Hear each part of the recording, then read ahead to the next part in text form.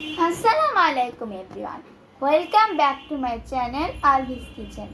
আশা করি আপনারা সবাই ভালো আছেন।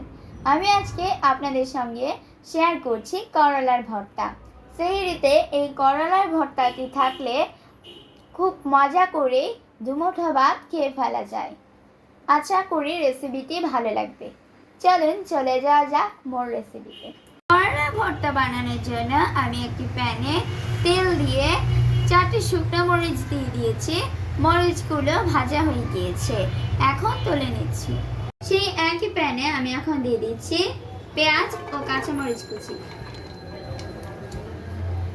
এগুলোকে হালকা সটে করে নেব। এগুলোকে এখন তুলে নিই।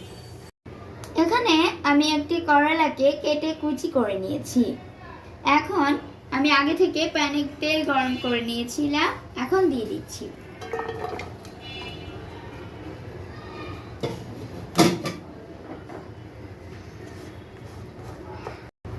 দিয়ে দিচ্ছি হাফ চামচ লবণ।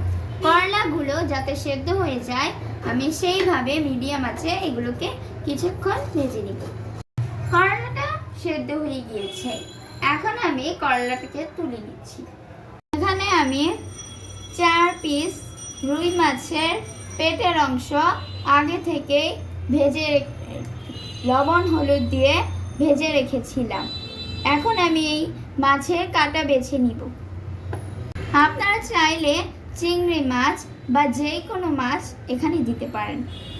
এখন আমি শুকনো মরিচগুলোকে ভেঙে নিব।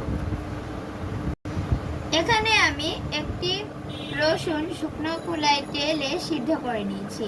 এখন আমি রসুনগুলোকে ভেজে নিব।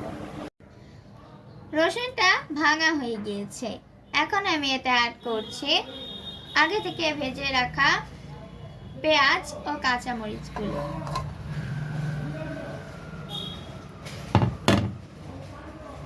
এখন দিয়ে দিচ্ছি রুই মাছগুলো।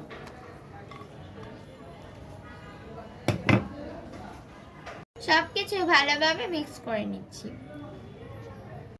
সবকিছু মিক্স করা হয়ে গিয়েছে, তৈরি হয়ে গিয়েছে মজাদার করলার ভর্তা। আশা করি এই করলার ভর্তাটি আপনাদের ভালো লেগেছে। এই রেসিপিটি যাদের ভালো লেগেছে তারা অবশ্যই লাইক, কমেন্টস ও শেয়ার করতে ভুলবেন না। সেই সাথে আমার চ্যানেলটি সাবস্ক্রাইব করার অনুরোধ রইল। আজকে এ পর্যন্তই। সবাই ভালো থাকবেন। আল্লাহ হাফেজ।